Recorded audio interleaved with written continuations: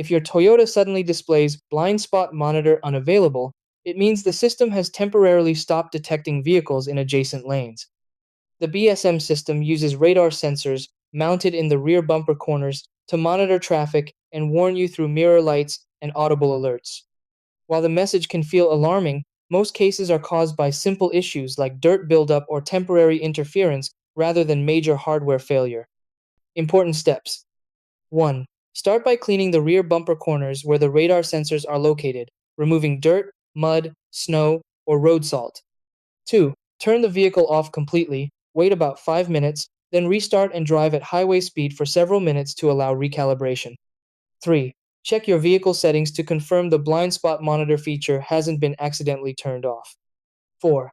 If the warning remains, disconnect the negative battery terminal for about 15 minutes, then reconnect it to reset the system.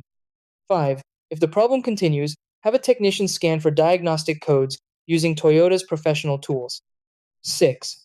Follow recommended repairs, which may include software updates, wiring fixes, or sensor replacement.